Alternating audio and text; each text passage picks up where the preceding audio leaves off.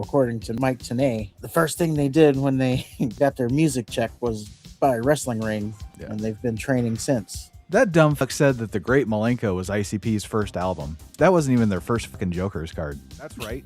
Booker T and Stevie Ray have reunited against a common enemy, the Jersey Triad. I don't know what it is about this new direction. Like, it's just not working for me. Maybe it's just DDP being a heel after being such a good babyface is the problem. I think him being in a team with Bam Bam and Canyon is what's bringing him down. I think he's a good heel. Specifically Canyon. You know, you call yourself Saturn, but I think you're from that other planet way out there. You know, the one they call Uranus.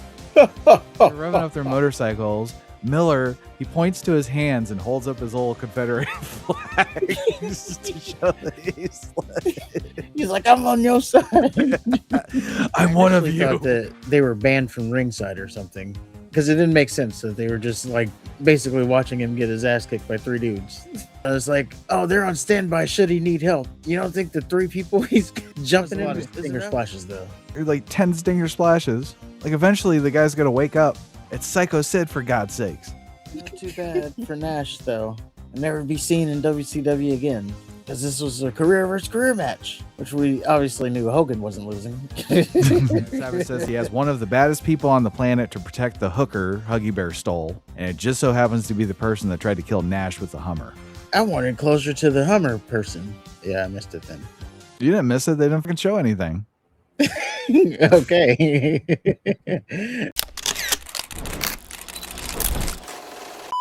This week is WCW Road Wild 1999. We are in Sturgis, South Dakota.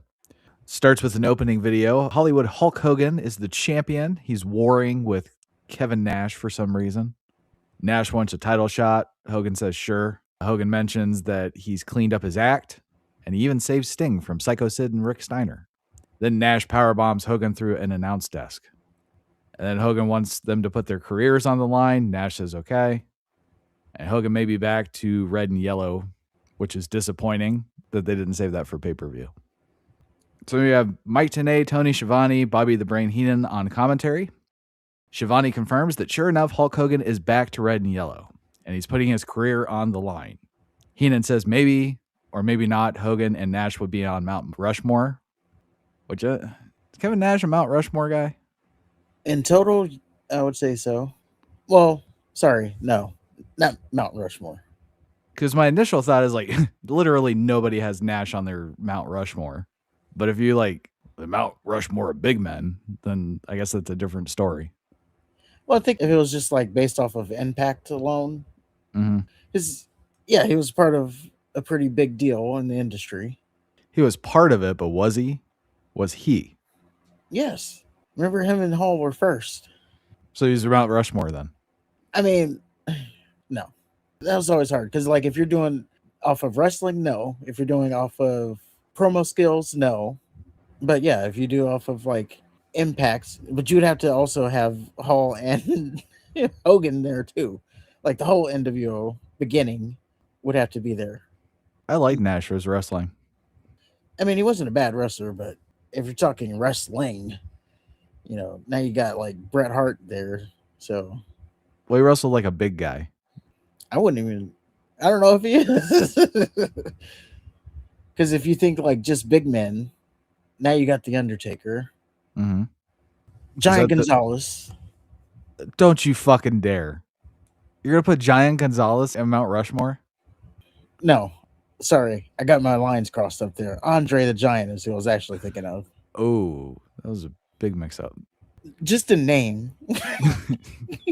Still. That's egregious.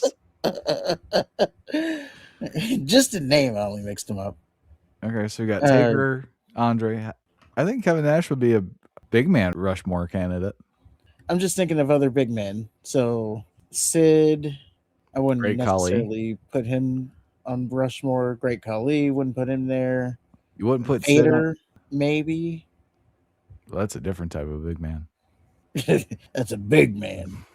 Yokozuna. I wouldn't put him on Mount Rushmore. What about the Big Show? Would he deserve to be on there? You'd have to take out before like he put the diaper on. Yeah. As a whole career, minus that. It's hard to say with him. Yeah, I'd because say for his WCW run, yeah. he's treated as a joke so much later in his career. Yeah. They did all them flip-flops. He kind of tarnished his legacy. I still say that his ECW title run was fucking fantastic. I might be in the minority there, but I enjoyed hardcore Big Show. That's fair. So anyway, Tenay says that Nash better win this match for his long-term career aspirations. And then Shivani also says Psycho Sid is squaring off against Sting. And they are giving away a motorcycle. And Dennis Rodman is also facing Randy Savage. Heenan says Rodman is ready for Savage because he has a lot of friends traveling with him. Then we get a hype video. And it's Vampiro, Rey Mysterio Jr., Conan, Eddie Guerrero, the Insane Clown Posse, Raven, and Billy Kidman, all in various stages of combat. And that leads us to Vampiro and the Insane Clown Posse with Raven versus Eddie Guerrero, Billy Kidman, and Rey Mysterio Jr. 6-man tag match. So, I don't know if it was just my recording, but there's a fucking trombone or something in the crowd. The air horn? Is that what that was? I think so. The entire fucking pay-per-view was so distracting. I hope they got T-boned on the road back home from the pay-per-view. I remember being a fan of Vampiro. I can't remember if they did it right, but an alliance with Raven sounds pretty badass. They called it the Deadpool. I thought he was in a mask, Vampiro. I just remember him having the paint. Okay, maybe that's what it was, paint. Yeah, he had that light paint. However, this match was boring. Violent J actually put psychology into his wrestling, though. He was throwing punches, and he would act like his fist hurt. And then he did some sort of headbutt thing, and he was like, oh, fucked up from it. So it was really good. You can actually tell that they weren't just celebrities wrestling. You can actually tell that they were into it, did some real training, yes. According to them, they're self-trained. According to Mike Tenay, the first thing they did when they got their music check was buy a wrestling ring. Yeah. And they've been training since. That dumb fuck said that The Great Malenko was ICP's first album. That wasn't even their first fucking Joker's card. It wasn't? No, that was like the third or fourth one. It was Carnival of Carnage, Ringmaster, Riddlebox, then Great Malenko. Well, there you go. I felt really old because Shaggy 2 Dope had the amazing Juckle Brothers. And I remember, I think it was the final Joker card at that point in time. We were in high school. So Ray got his ass kicked for most of the match. Yeah, there's still a match going on. Everybody starts brawling. Kidman hits Shaggy 2 Dope with his shooting star press. It's kind of a match. I was surprised that there wasn't any Looney Tune weapons. And I kind of felt bad for Raven because all he did was just kind of sit there. I forgot he was out there, I'm being honest. Yeah. Not until like he jumped out at the end. And then I was like, wait, where did he come from? And then I went back and I was like, oh yeah, he's been there the whole time. So we have a Harlem Heat Jersey Triad hype video. That's right. Booker T and Stevie Ray have reunited against a common enemy, the Jersey Triad. And that's the team of DDP, Bam Bam Bigelow, and Canyon. So they fight back and forth, and a tag title match gets set up in the process. That leads us to Bam Bam Bigelow and Canyon versus Harlem Heat for the WCW tag team titles. DDP can't be ringside because he's preparing for the U.S. title match against Chris Benoit. So I guess it's good that Harlem Heat are back together, at least for Stevie Ray. But in terms of the match, like the first three matches in this pay-per-view, you can lump them all in the same category. Yeah. If I'm being honest, they were kind of hard to get into. Yeah. Stevie Ray scoop slam Bam Bam. That was supposed to be a big moment. Stevie Ray also received the power of the Warrior when all the bikers revved up their engines at him. So this match went on forever. Then DDP came out of nowhere, climbs on the apron. Bam Bam goes to whip Stevie Ray at DDP, but Bam Bam ultimately gets thrown into him. Booker hits a missile dropkick to Bam Bam, and then Stevie Ray gets the pin. And Harlem Heat are the new tag team champions. And yeah, it was just really hard to get into. Yep. Bam Bam, did he look like he was losing weight? I didn't notice. Okay. Well, then we get a Perry Saturn Mr. Perfect hype video. Starts off with Mr. Perfect saying to Saturn, you know you call yourself Saturn, But I think you're from that other planet way out there. You know, the one they call Uranus. So Saturn beats up Bobby Duncombe Jr., then starts fighting with Perfect. And then Mr. Perfect's team, the West Texas Rednecks, come out and try to lynch Saturn. But then Malenko runs out for the save. I just thought it was funny that this is still a group, this whole country group. Uh-huh. But Mr. Perfect, he's not countrying it up. He's still wearing his singlet. He has a cowboy hat. Yeah, but the other That's guy's enough. got like cowboy boots, and but he's just like in his singlet. Well, that's their gimmick. Bobby Duncombe Jr. is a cowboy. Well, wouldn't Mr. Perfect, if he's being in this group, you'd think he would change a little bit. He's just got the cowboy hat on. That's the only change. I think he had like the denim going on when he was doing promos with the cowboy hat. Well, I mean, in like his wrestling gear. Yeah, well, At least put like cowboy boots on or something. This is also the same guy that was in the NWO Black and White and he was wearing, pink tights. Yeah, he didn't change for that either. So Nope. He's like, yeah, I'm good. So somehow that led us to Mr. Perfect, Bobby Duncombe Jr., and Barry Windham versus Perry Saturn, Dean Malenko, and Shane Douglas. Funny thing is that song was actually really over here. I wonder why. The fans, in fact, knew all the lyrics to the song here. I like how Mr. Perfect still sang the lyrics to the song. Very serious, I might add. Yeah. I mean, you would have thought that this was like the biggest babyface group in the company. So, yep, another 6-man tag match. Whoever decided to open the show with 3 straight tag matches deserves a ruptured testicle. Saturn pinned Bobby Duncombe Jr. after a Death Valley driver. I think Shane Douglas uses the Perfect Plex as a finish. And Barry Windham really let himself go. I don't know what the fuck he's doing. Yeah. He might as well have wrestled in a trash bag. And then the good guys stomped Mr. Perfect's cowboy hat after the match. Needless to say, I was tag teamed out. Yeah, I can definitely understand why. And nothing really happened in either match. Yeah, these matches are rough to get through. Well, then we have Ernest the Cat Miller versus Marcus Buff Bagwell. So before the match, Miller, who's wearing Confederate, he has like MMA gloves and Confederate flags. He grabs a mic and tells the rednecks in the crowd to shut their mini bikes off. You better turn your mini bikes off. Then he threatens to whoop every stupid redneck out there. Of course, Bagwell comes out. He has to have some mic time.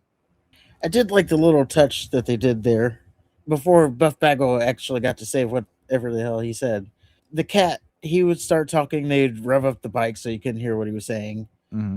Then Buff Bagwell would get the mic. He would start talking. They'd get quiet.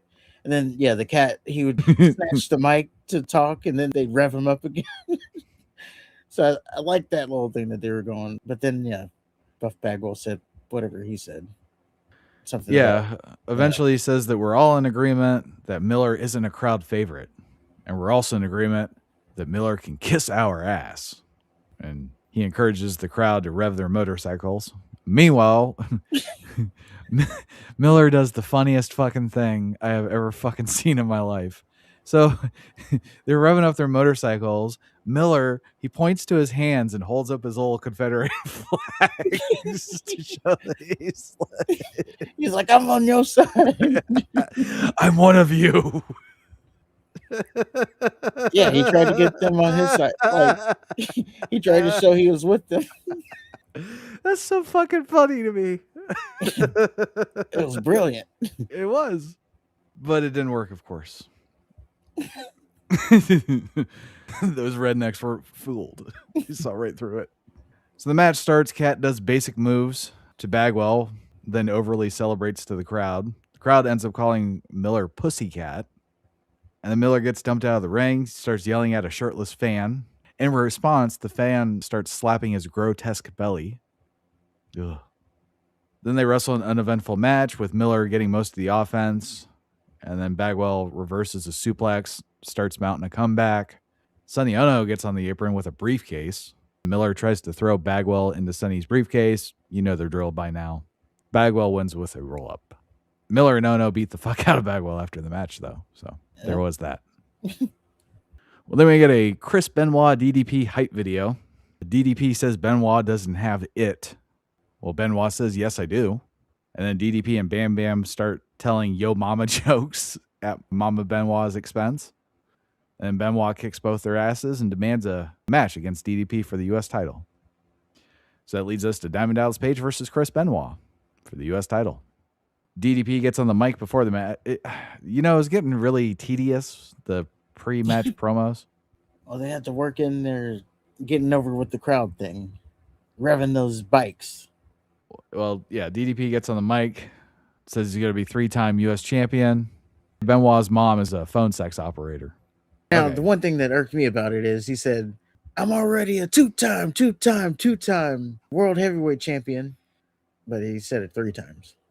Well, the commentary team is very, very grateful to Benoit for beating David Flair for the U.S. title. They couldn't express their thanks enough. So the bell rings, and I think Benoit kicked DDP in the nuts to start the match. Sorry to tell. They tussle for a bit, fight outside the ring. DDP pretty much kicks Benoit's ass for most of the match. I was expecting a match of the night candidate, but it was kind of disappointing to me. Then DDP gets in the ref's face and slaps him, then steals his belt. This is a no disqualification match, I believe. Well, they treated it as such if it is it? wasn't. Well, they were doing stuff right in front of the ref, so it had to have been. I didn't hear it either way, but just the way they were acting. So yeah, he slaps him, steals his belt, then proceeds to whip Benoit like a government mule. After whipping him with the belt, DDP strangles him, does this thing where he basically hangs Benoit over his shoulders. And DDP, trying to kill Benoit, fires him up, and he starts hitting DDP with rolling German suplexes. Benoit does the throat slash, goes to the top rope for a headbutt, but Canyon comes out of nowhere, pushes him off. Then they do this weird thing where they cut to Perry Saturn, Dean Malenko, and Shane Douglas in the back. They're watching Benoit's match. We're told that the 3 of them are on standby should Benoit need help. Meanwhile, Bam Bam Bigelow also comes out, and he hits Benoit with a tsunami.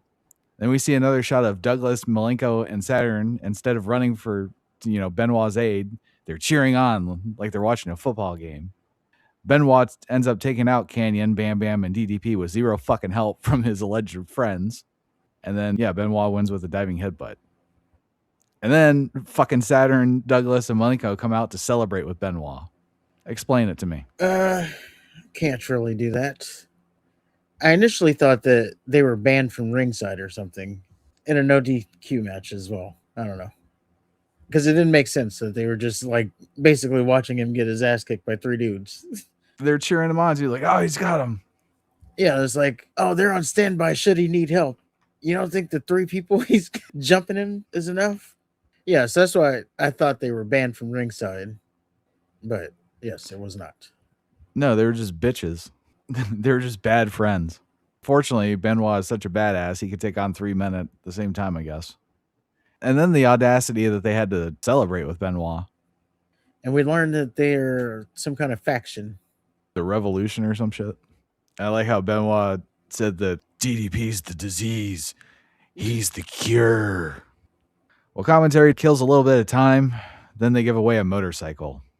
The dude that they got to MC the thing was god-awful. His little noodle arms couldn't open the little tiny trap door to the lottery thing when they tried to grab a name. And then he said, and the envelope, please, well after the lady handed him the envelope. Well, to be fair to him, he was trying to do it one-handed because he was holding the mic. Okay, fair. But there's no pass for the, and the envelope, please, as he's fucking opening the envelope. Stupid ass. And then the winner is announced as Darnell Potter. Keenan and I both laughed at Darnell. Well, what I recognize is that he got no pop. Why would he? But he got no pop. Yeah, nobody gave a shit. That's when everybody wants to go take a piss. I said, well, I can guarantee it won't be me. Then we get a Psycho Sid Sting hype video. We just see Sting get pummeled by Rick Steiner and Sid with a shovel and a chair before getting chokeslammed. So Goldberg and Sting fight Rick Steiner and Sid. Then Sid calls himself the Millennium Man. Because it's the year 2000. Well, it's not yet, but it's going to be. And that leads us to Psycho Sid versus Sting. It starts off with Sting kicking the shit out of Sid, and then he hits a couple stinger splashes and dumps Sid out of the ring. Then Sting does one stinger splash too many and misses, and then Sid starts kicking Sting's ass. At various points, Sid stops to yell, "Shut up!" to either the ref or the crowd, which I thought was funny. There was also a point where Sting was kicking Sid, and then you could see Sid just blatantly like jump on the top rope so he can lay so Sting can kick him. It's weird. So Sting eventually fights back, does a falling headbutt to Sid's nuts, and then he did an offensive flurry. It was really strange to me because they also did the exact same spot with DDP and Bam Bam. Because Benoit fell onto, was it DDP's nuts, and then DDP headbutted Bam Bam's nuts. They did like a little chain reaction thing. Am I remembering that right? I don't remember. I know Was that Benoit last headbutted WCW somebody in the pay-per-view? dick. No, it was the They kind of run match together. before this. I know that's Sting's thing, but it's just weird. So Sid's big ass tries to do a top rope something, but Sting catches him and makes him do a flare bump off the top rope. There's some back and forth, and then Sting hits Sid with a superplex. Sid does an Undertaker sit-up, so Sting starts spamming stinger splashes again. Motherfucker again does one too many and gets caught with a choke slam and loses the fucking match. Yeah. It's kind of surprised to me that he just kind of won out of nowhere. Not me, Sting's an idiot. It was a You lot of did- stinger splashes, though. Yeah, that's all you do. You do the stinger, like 10 stinger splashes. Like eventually the guy's gonna wake up. It's Psycho Sid, for God's sakes. True. And he's undefeated, that they kept saying. I think this is leading to him versus Goldberg, if I recall. Well, then we get a Goldberg Rick Steiner hype video. Psycho Sid and Kevin Nash are in the ring, and it looks like they beat up Sting and Randy Savage. Then Bill Goldberg comes running out. He gorilla press slams Rick Steiner, who I guess was there too. And then Steiner tells Goldberg that if he wants to try him, it'll be a bad day for him. Then we see Steiner terrorize Goldberg by pummeling him with chairs and a shovel. Sid helped with an ambush. And then Goldberg ends up challenging Steiner to a match at Sturgis. So naturally, that gives us Rick Steiner versus Goldberg. And they start off trading punches. Then Goldberg knocks Rick on his ass a few times. Tired of this, Steiner kicks Goldberg in the balls. And he removes Goldberg's knee brace and starts beating the shit out of him with it. He wraps the brace around his arm like a makeshift transformer arm and beats Goldberg's ass, only stopping the assault to hit an occasional suplex.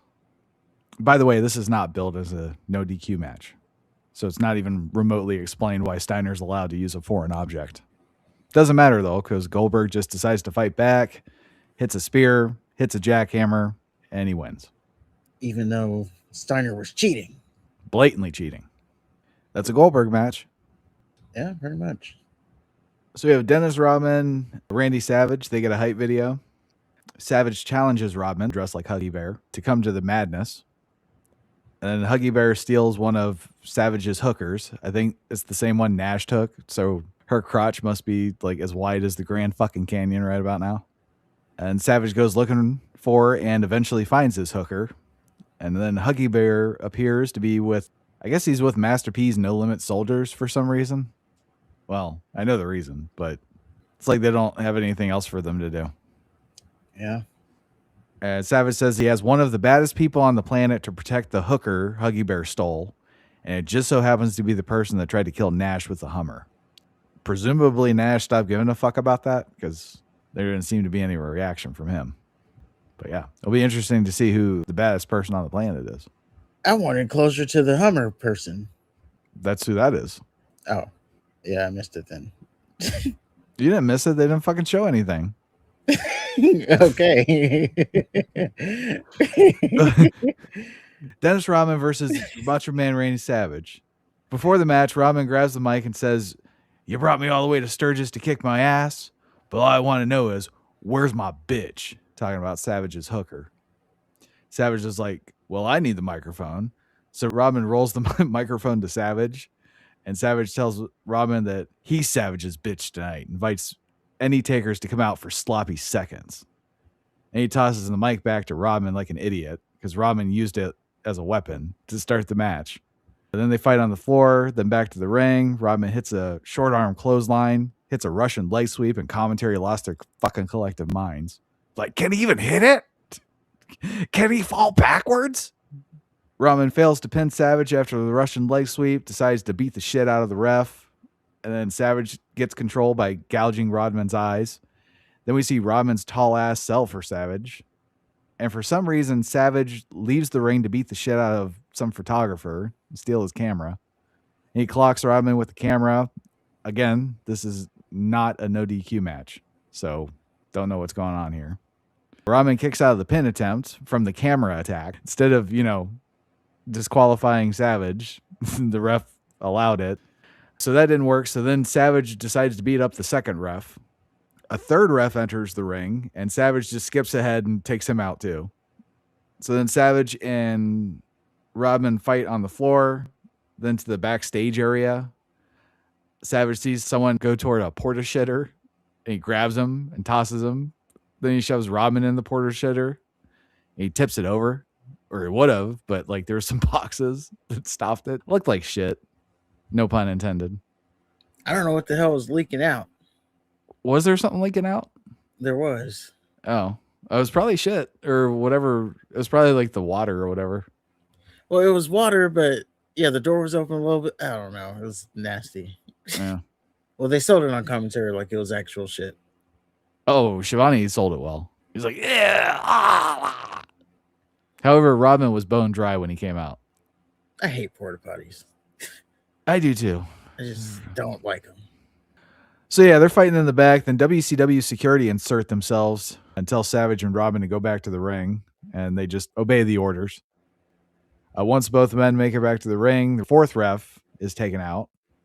Then Savage's hooker decides to come out and give Savage a chain. Our fifth referee also arrives. The hooker ends up nailing Rodman in the balls, of course, and then Savage clocks Rodman with the chain, wins the match. So yeah, we don't know who drove the Hummer, and the hooker, I guess, didn't need protecting at all because she just came out. Yeah, she was supposed to be protected and held back until he took care of Rodman, and neither of those things happened, and she walked out there. Low-blowed Rodman. I did think she may have turned. I was like, oh, is she going to turn on Macho? But she didn't. Because I thought there was more to it. Because, yeah, they were talking about this mystery guy.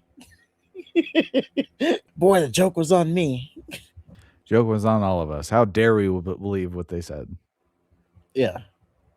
Well, then we have Kevin Nash versus Hulk Hogan. A hype video. Basically, it's what they played at the beginning. Hogan's champion. He's facing Nash at Road Wild. Hogan appears to be going babyface. Nash powerbombed him to the announce desk. And then they agree to a retirement match. So Kevin Nash versus Hulk Hogan, retirement match. It's for the WCW World Heavyweight title. Michael Buffer said this match is so big that both men put their careers on the line. So it starts, they lock up, and they end up tossing each other. So it's a stalemate. Nash gets Hogan in a side headlock for a while, and Hogan turns it into a belly-to-back suplex. Nash wants to play mercy, and it looks like Hogan's fucked. Then Hogan starts to fight out of it, so Nash just kicks his ass for a while. Then Nash misses a back elbow attempt, so now Hogan's kicking Nash's ass. And Hogan does the 10 punches, but he doesn't bite Nash's face. Just, signifying that he's not a bad guy anymore. So Nash pokes Hogan's eye and regains control. And he hits Hogan with a big boot and then the jackknife. Hogan was twitching after the jackknife. Yeah. And then Hogan kicks out, hulks up, hits the big boot, had a leg drop for the win. And Hogan retains. Nash is now out of a job. I miss Hulk Hogan. Yeah, too bad for Nash, though. I'll never be seen in WCW again. Ever. Yeah. Because this was a career versus career match, which we obviously knew Hogan wasn't losing. Not yet, anyway. So I wonder where he's going to go from here, this being Kevin Nash. If I read correctly, like his retirement didn't even last 3 months or 3 weeks. 3 something. Surprised it went on that long. Thought it would be undone like the next night. Like he just comes out. They don't even address it. Like based off of the other stuff that's happened in this pay-per-view, yes. Wasn't that for your career? No. Not even that. The music hits. Oh, it's Kevin Nash. He's got something to say. And then Nash just cuts a promo on somebody. Yeah, just doesn't even address Hogan anymore. But yeah, that was WCW Road Wild. It's okay. It was just boring. Yeah, I didn't really get into it until like the Ernest Miller match, and that's because it was Ernest Miller. So Yeah, Miller and Hogan. The Psycho Sid Sting match was pretty good.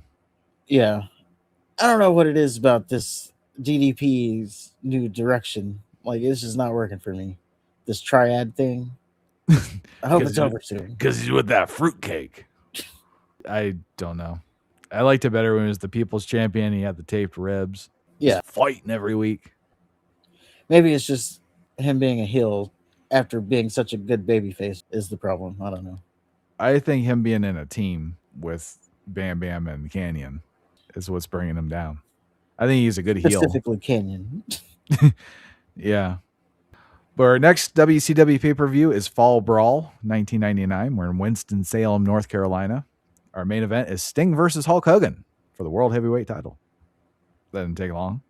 Now, is this red and yellow Hulk Hogan? It should be. It's going to be interesting then. But before that, we have ECW's Living Dangerously 1998. This is the inaugural Living Dangerously event, which took place in Ashbury Park, New Jersey.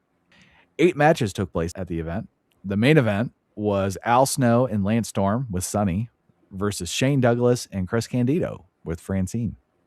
Other notable matches were Masato Tanaka versus Doug Furnace. I don't know why that was notable. I don't know. I'm sure it had a reason. Rob Van Dam versus Flash Funk. We have Justin Credible versus Tommy Dreamer. Bam Bam Bigelow versus Taz for the ECW World title. And I don't know why this wasn't the main event. We have Sabu versus the Sandman in a dueling Canes match. And they're probably going to kill each other. Probably.